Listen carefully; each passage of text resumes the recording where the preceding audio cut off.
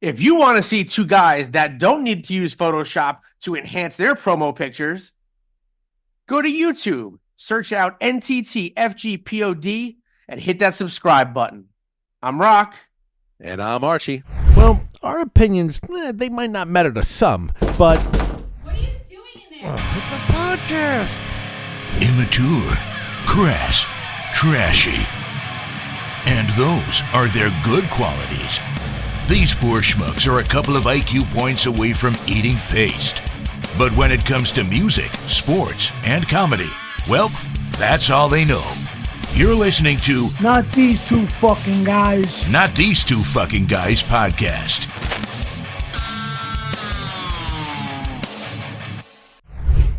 I was thinking about this the other day. I know we've had this conversation before, but when somebody asks you a question and you need to lock in your answer. Final answer? This is my final answer. Give me your top 5 rappers. We might have talked about this in the past, but we're going. I have 1 and 2 on lock right now, and then I have to give you them in order? Uh, I'm not giving you any particular order. I'll tell you the top 5. okay. It goes My top 5? Reggie. Yeah, Reggie's on that. Redman, 100%. 1,000,000% Redman, top 5. Eminem, Biggie. Is it like who's What do the you love? greatest? No, or like no. what they mean? It's not the. It's not the Who I greatest. like. Who I like. You could be like fucking, sugar. But like, who do you love? Who's your top? Okay. Does Wu-Tang count as one spot? It does. Wu-Tang, Biggie, Redman, Eminem, and I would have to say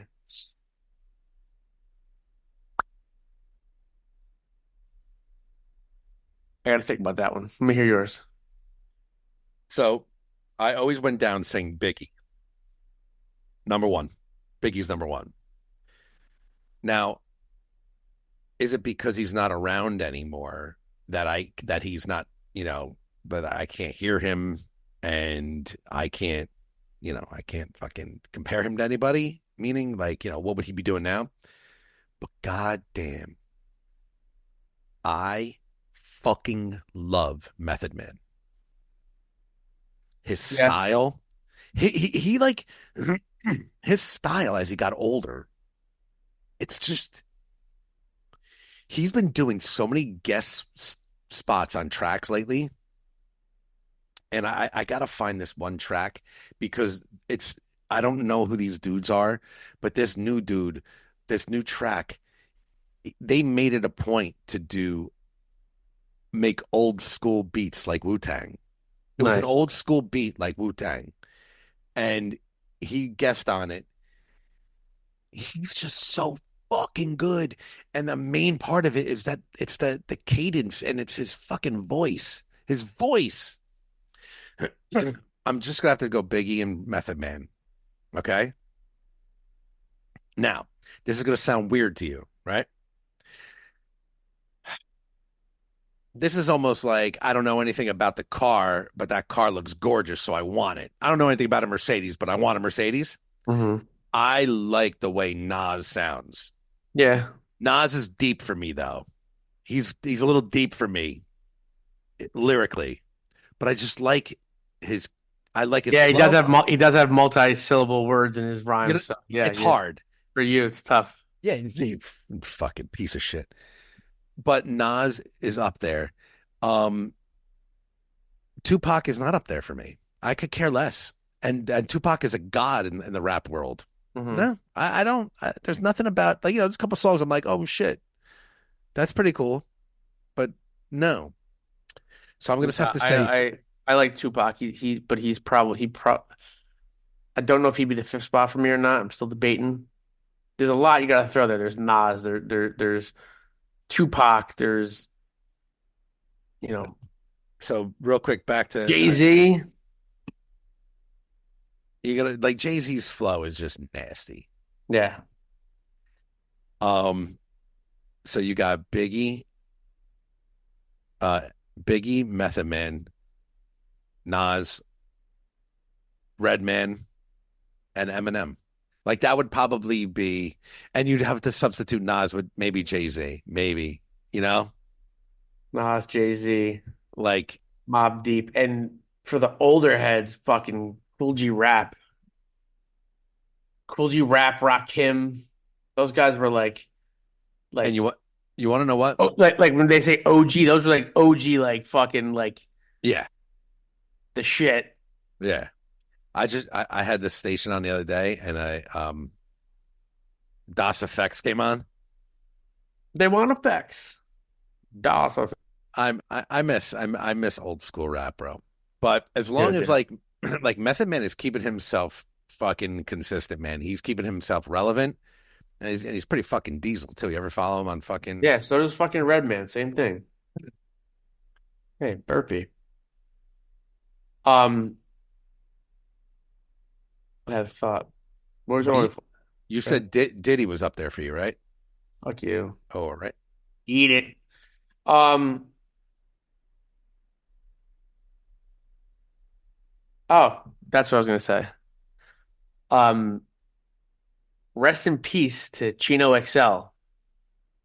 Passed away a couple Why, weeks back. why do I not know that name? Hmm. Should I have known that name? Why? Um, he's more underground.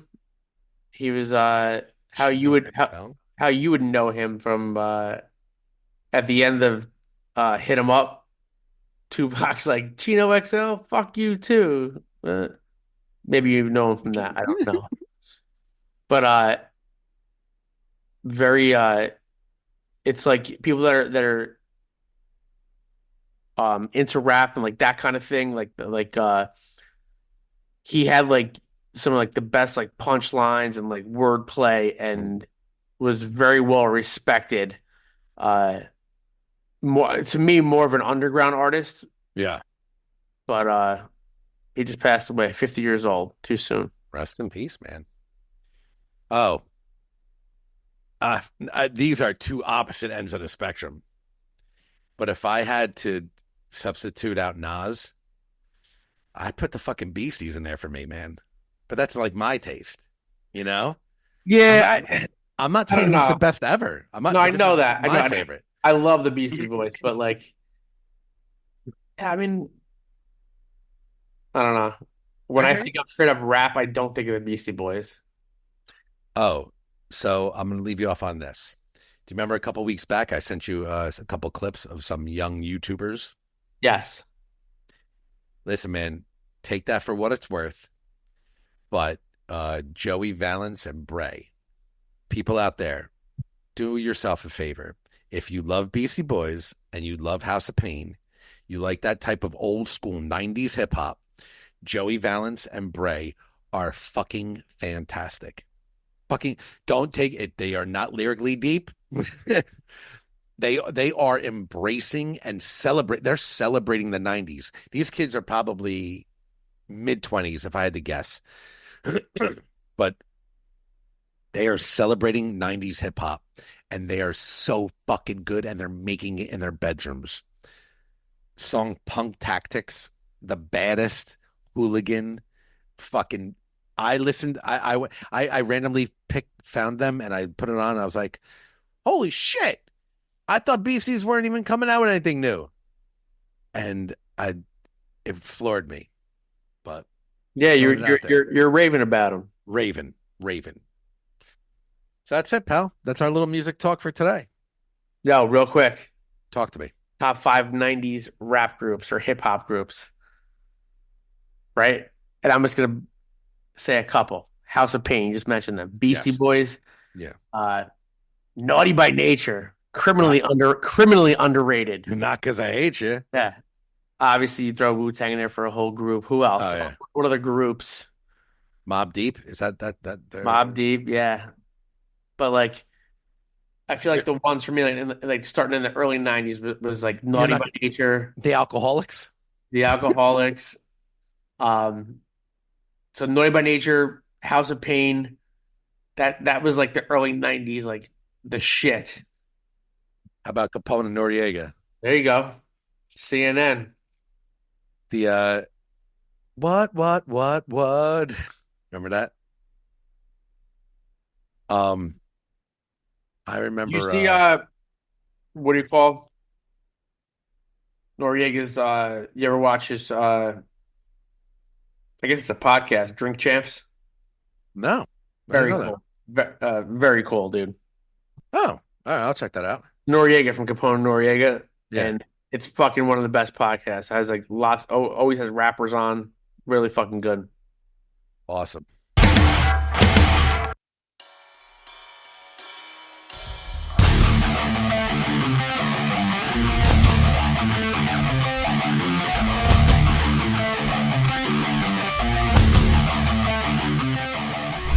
Yo, Rock. What's up, pal?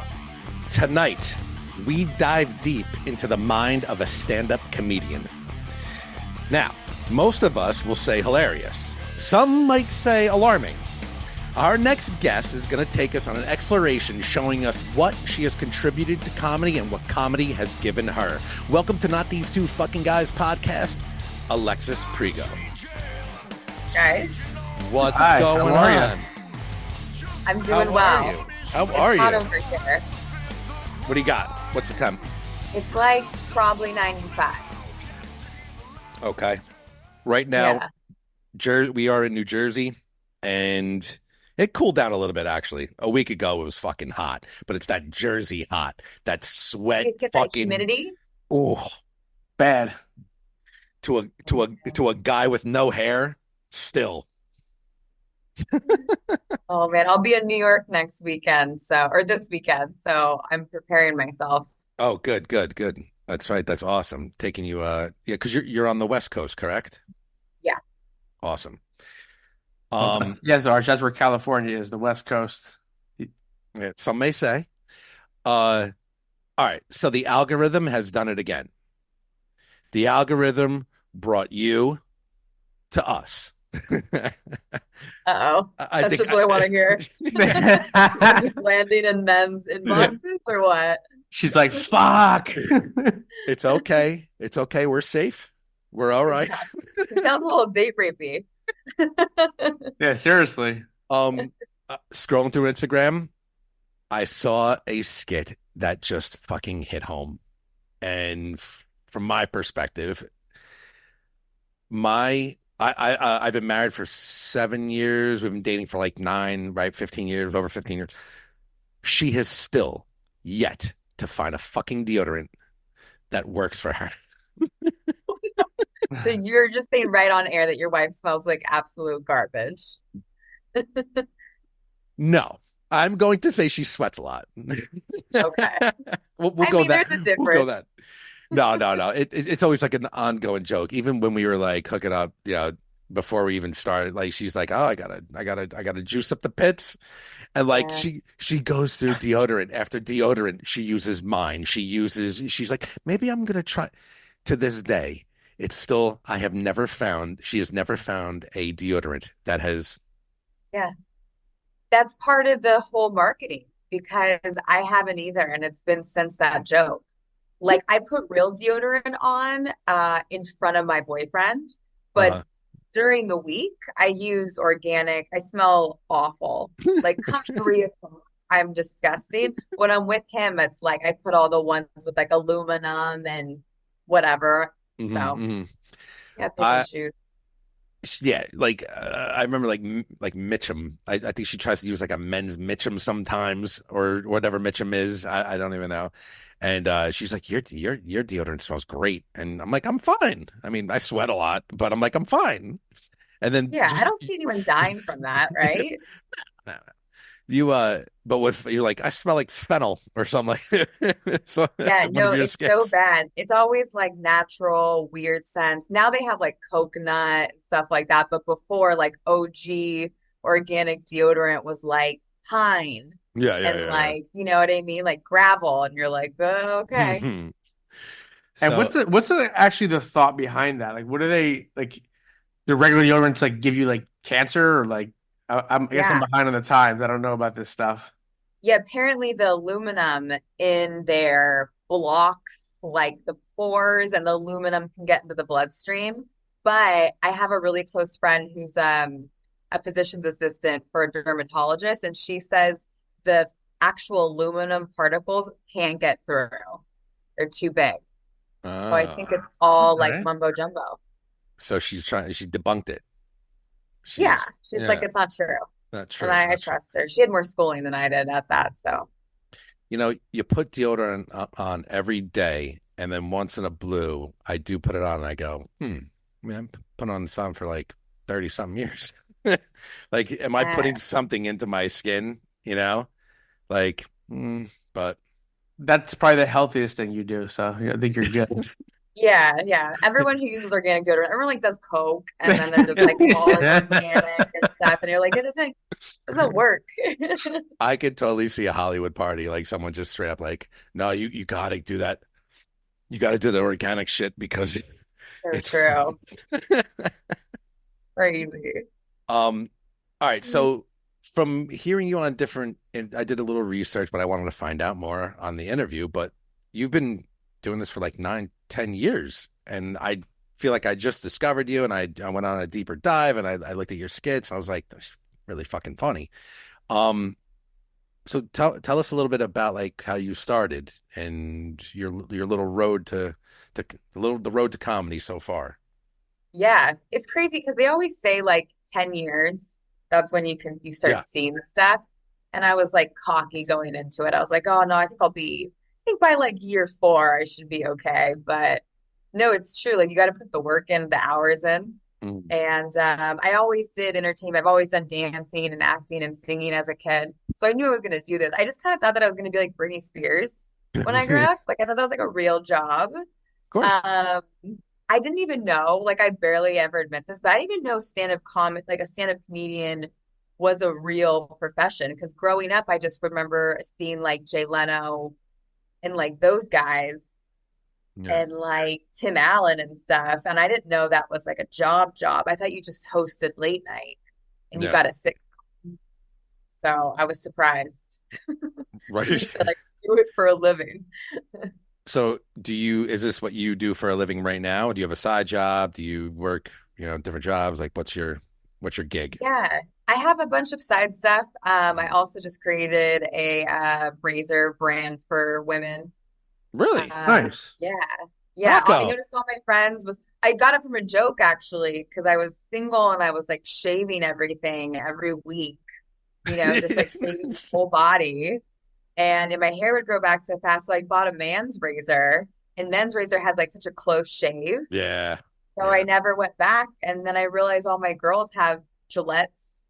And I was like, that's crazy that we don't have our own like durable razor So what's it called? called Tomboy. Yeah. Tomboy Nice. razor. Yeah. Tomboy razor. It's 5 blade, it's sharp as fuck, and it's durable, it's heavy, and it gets the job done. All right. Do me a favor. Go into this a little bit. Like, where did you have to go to like a plant, like somewhere to test this out? How about the marketing, the look, Yeah. what'd you do for this? I shopped around for like a really durable razor. Like I just Okay. wanted it to be weighted almost, Yeah. Yeah.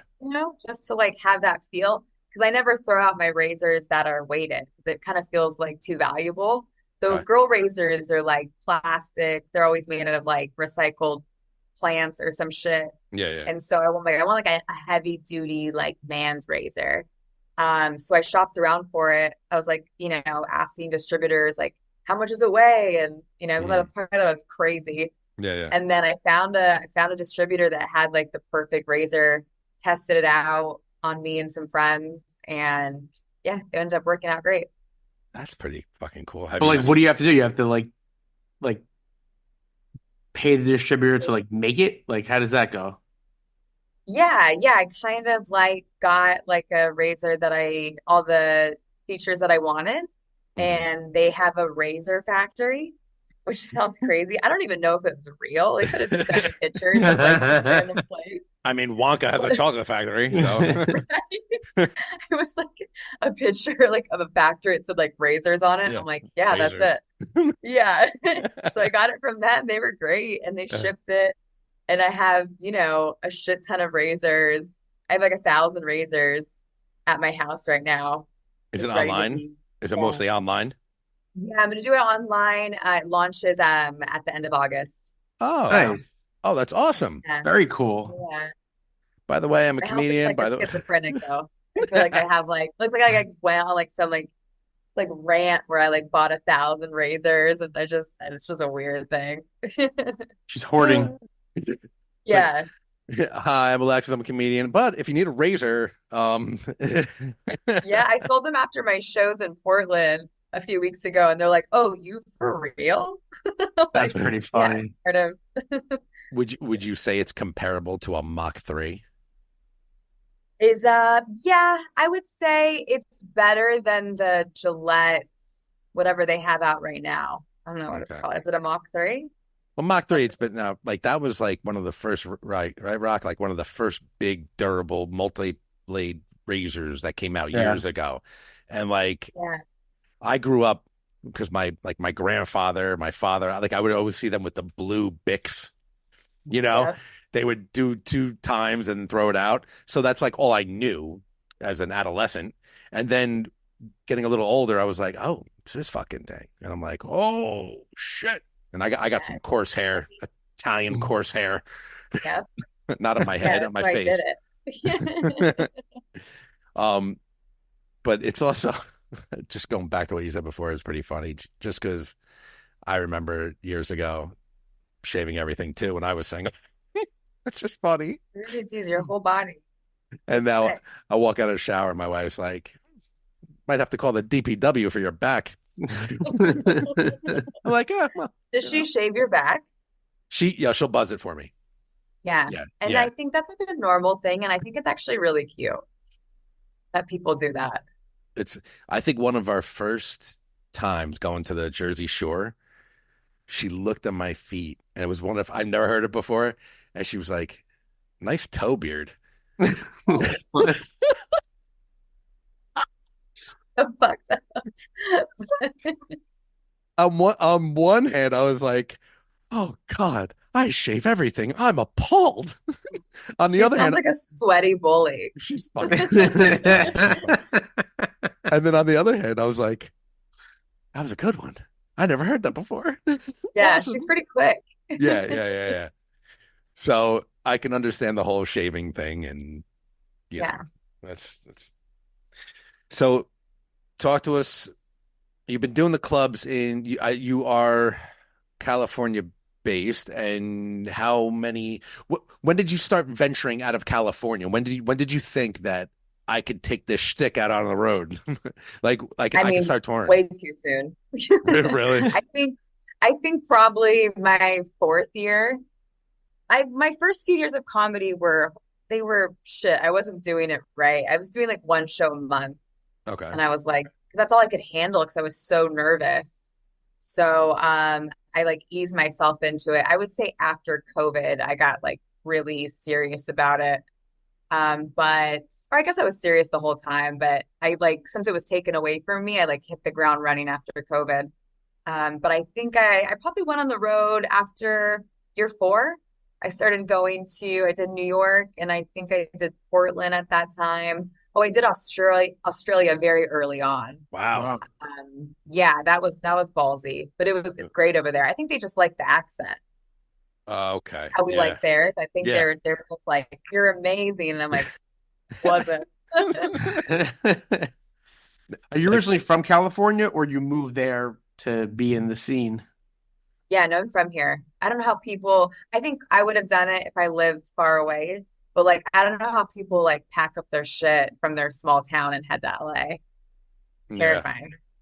Yeah, we've definitely had guests on in multiple facets. Either we do like a music, sports, comedy type thing, and either an athlete or a comedian somewhere in the arts that they were like packing up. I lived in Ohio, and Yeah, I'm always. I'm going out and just doing their own thing out there. It's ballsy. I mean, it's hard. you got a family, it's hard to do it. If you could do it as, single and shaving yourself, you could do it.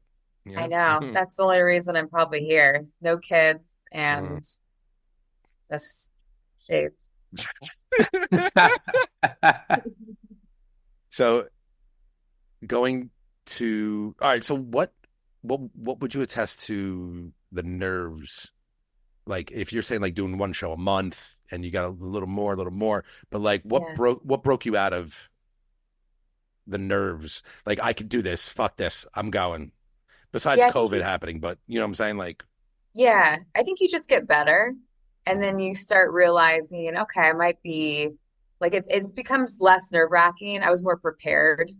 So it was easier to go up and do my stuff. Like I really wanted to show people my material. mhm, And then yeah, you just get better. So you want to like, show what you wrote and make the audience laugh.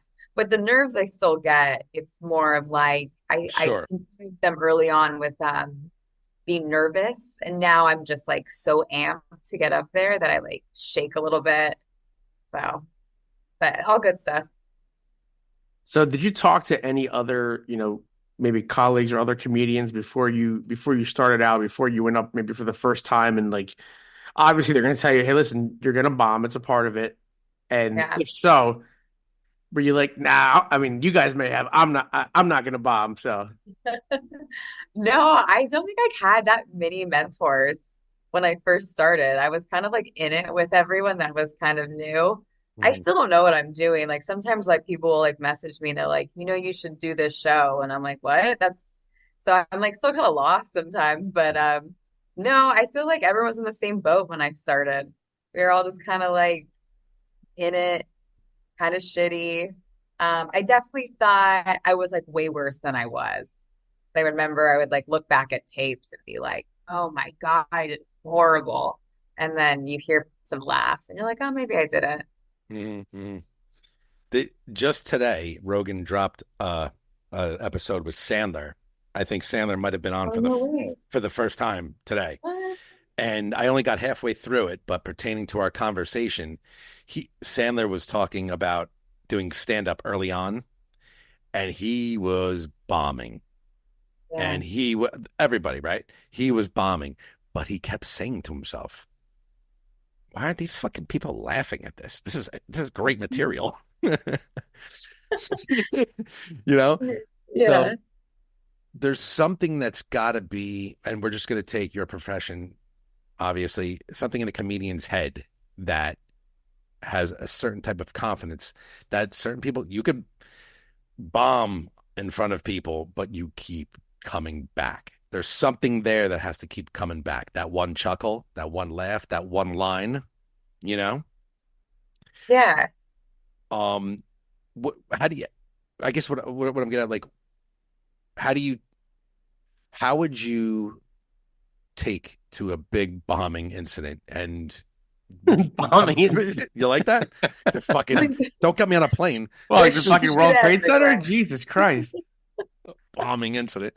But how would you take to something like that Pulling a terrorist and stuff. and come back and come back? So I think it was just like a learning process because you bomb and yeah, you're right. You get like one chuckle and you're like you hold on to that for dear life. Yeah. But I think it's because you want to tell people something and you're like, if I can just construct it properly, I think I can let them know and they'll laugh. But you know, I think it just is like it's built in you. You're like, I know I'm supposed to be doing this. I just got to get better at it. Yeah.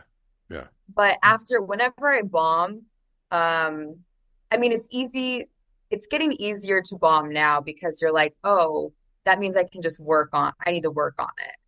So like if something doesn't go well, it's not like fuck the crowd, fuck comedy. It's like I need to go back to the drawing board.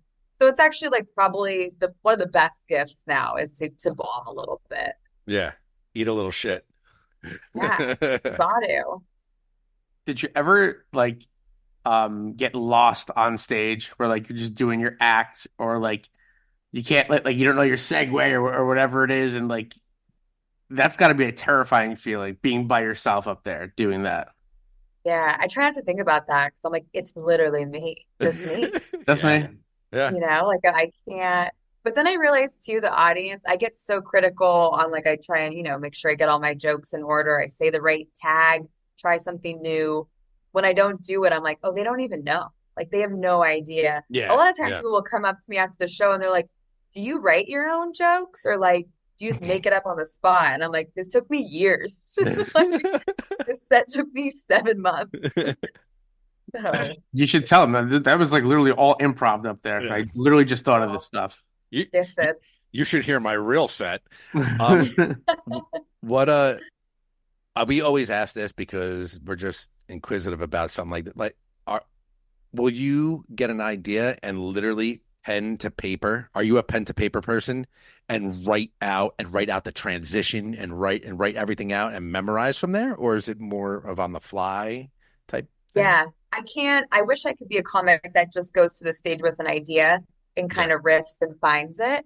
I have to have it like bullet points. But yeah, I'm pen to paper. I use my phone a lot too, like the notes section. Yeah. And so yeah, I just go off that, but it has to be pretty structured, or else it gets too nervous and I won't even do it. Yeah.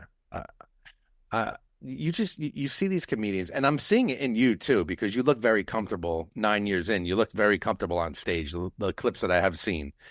Um, you see these comedians that are just so they're in it. They might they might be at a club to 500 people, 100 people, but they look like they're telling a story in a living room to somebody. And you know when somebody so animated and shit, it's like, oh, you don't know what happened, and then she fucking came up here, and then blah, blah, blah, you know. But Yeah. but that's scripted. It's like they wrote that down. They have to memorize that. They have to remember everything. The art form is so wild, you know? There's a moment when you're on stage and you have such a good flow. It's like when you're with your friends and you're like cracking all of them up. It's like this moment of He's just never done like, that. He's never done that. Fuck yourself.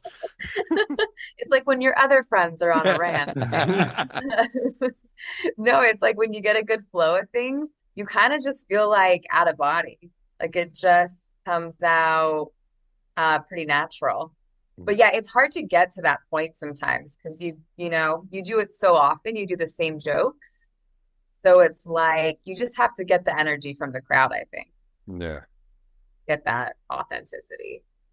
And then too, like I mean, there's obviously all different kinds. Like there's like a like Mitch Hedberg who would basically just tell like one-off jokes, and there's like I just saw Kevin Hart, and his whole act was essentially like one kind of big story that kept on like intersecting, coming back, and then going forward, and two very different styles, obviously. So, um, but both very unique.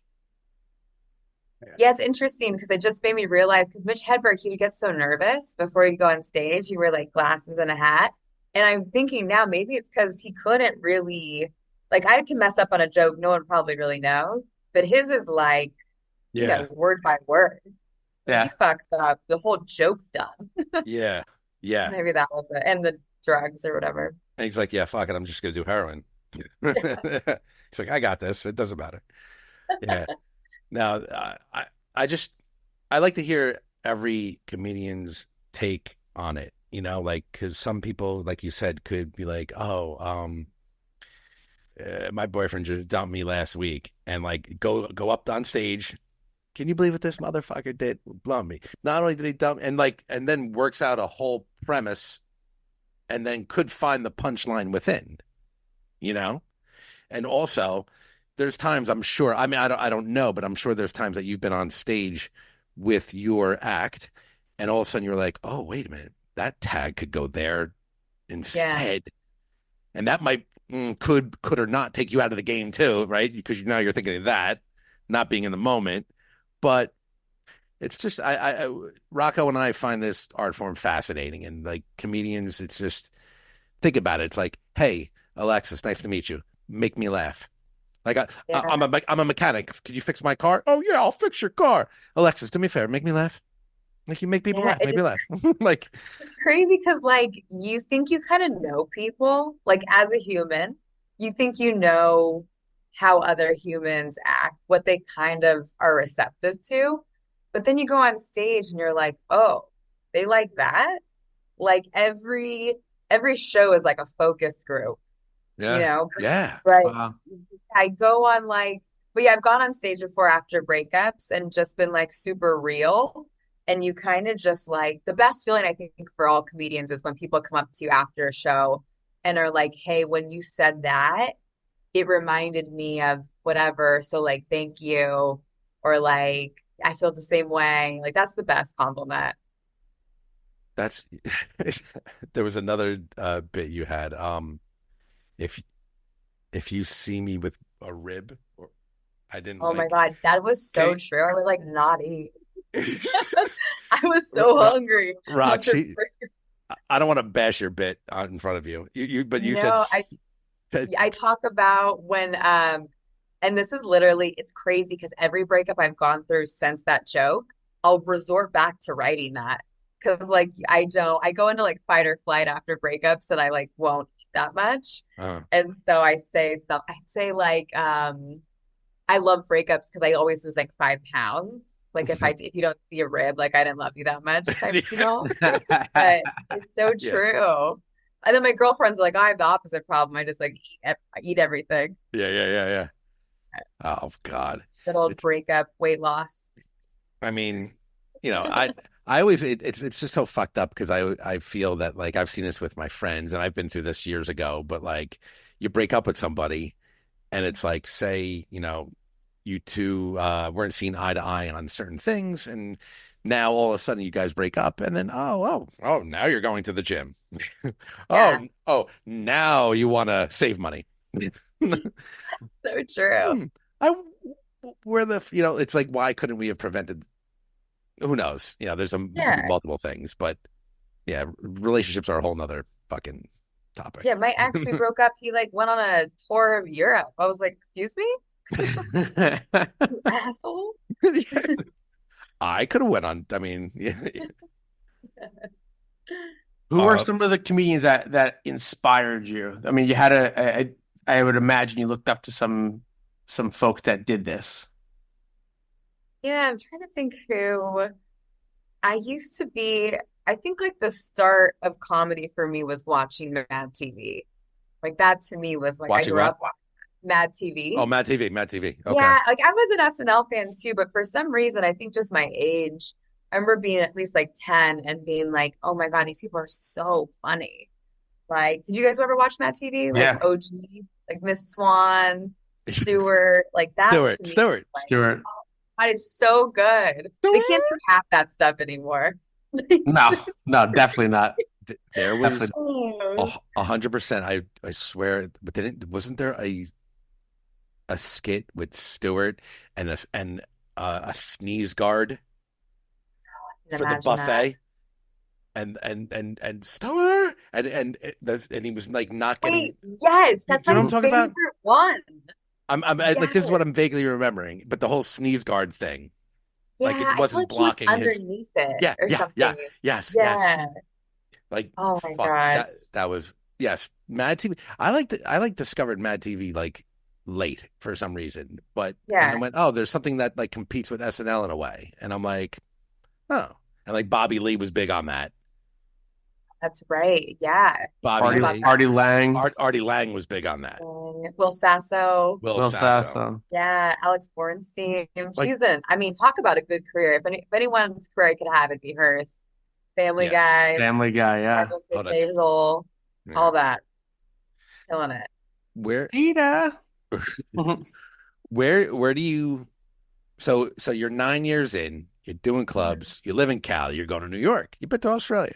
Uh where where are we going? Where do we want to go? Where do we want to, where's our 5 year plan? Where the fuck are we going with this I career? want to, I want to do Chicago. I want to do Denver. Probably just more clubs, places that I haven't been. I Mhm. kind of stay in the same like realm. I mean, not Australia, but like I stay in the same realm of clubs usually, which I Mhm. like, which I know comedians do. Yeah. But yeah, I definitely want to do Denver. That looks fun. International would be dope to do. But I think like eventually, like the end goal is to do like some sort of like film, TV. Like that's the main goal Yeah, yeah. with it all. Yeah. Now, you said that you were into acting or you did acting when you were younger. Yeah, I thought I was gonna get a good role being funny, and that's how my comedy would take off. Not Okay. even thinking how difficult acting is. You Mm. like, I mean, I feel bad for the actor that it looks so tough, doesn't it? I'm like, how are you guys eating? Like, how like, you guys are all sick and like no one has health insurance and like the writer's strike and Oh AI, God. and I'm like, this is too intense. Yeah, Tough, yeah. Uh, man. but yeah, I did acting since I was young. So the goal is to, write something, be in it. Mm. I do a lot of friends projects. So hopefully something will take off. That's cool. Have you ever thought about like auditioning for like maybe like an SNL type of, I mean, there's only one Yeah. SNL, but I'm saying something like along the lines of that. Like a generic SNL for people Yeah, who make it. for people who can't make SNL, you know. For poor people to watch. Yeah, I would love to. That'd be so good. That'd be so great. SNL for poor people. It's Yeah, fucking Sunday Night which Live. might actually be better than what's going on right now. I don't know what's happening over there. I don't know. I No. mean, personally, do you guys watch SNL? I feel like it's not easy to watch. Like I Uh, watch it on TikTok, like skits. yeah, to be honest, when like main guests come on, that's when I'll see clips. Yeah, If clip. I don't if I don't hear anything like that's big, no, I'm not seeking it out. I Yeah. used I Yeah. used to love it, but I can't get into it. I don't know. I don't know if it's like just doesn't appeal to me anymore. But I like the weekend update with Colin Colin Jost Jost, and Michael Che. their That Yeah, back me and too. forth That's the banter. best. Yeah, obviously the by far the best part of that show and has been for a while. Yeah. I Yeah, yeah. agree. Their banter back and forth. Very smart. Very Very smart. good. Yeah, Yep. yeah, yeah. All right. So I mean, we know you're gonna take off. I mean, it's just a Thank you. matter of time. I mean, I I told Rocky, I sent him a clip. I was like, I want to get her on the show. There's something, I don't know, something I'm don't ask me. I'm nobody important, just a little podcast guy, but I see something. You. Oh, I appreciate that. That means so much No, to me, I really. I think so. I think so. There's just something like you when you with the algorithm, you're seeing people all day long, and then just flipping through, and then maybe it was the deodorant thing, maybe it was I don't know. I just thought it was cool, so I think you're doing a great job. We wish you the best of luck, man. As soon as she's done with this interview, she's gonna like contact Instagram and like figure out Like, how what the the fuck fuck are you guys yeah, doing over what there? happened? What are you guys doing to me? There was a podcast called "Not These Two." Get the When do I take my shirt off? Oh God. Oh wait, one thing before I let you go, I I saw or I listened to an interview with Adam Carolla. Yeah. That's pretty fucking cool. How did Yeah, you it was let really cool. how did you land that? Like, I don't man, even know. I walked I in. pretty much I got a message saying we want to audition you to read the news segment of the show. And I was like, wow, what an honor to like have them like do a test run with me. And then I got an email that's like, congratulations, you're on the show. And I was Wow. like, okay. And then I show up and they like mic'd me up. I said maybe two words to Adam because we were just trying to get the show rolling. Yeah. And then it was me and him like talking for a while. And then we had a guest come in and he chatted with us and he left. And then I did the news with Adam. So I was like co-hosting. Yeah. Thank God they didn't tell me that because I wouldn't be able to sleep.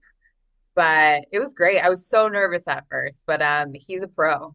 He's fantastic. Now going back to what I said before, have you have you done this often? Like meaning uh like have you collaborated with pretty famous guests?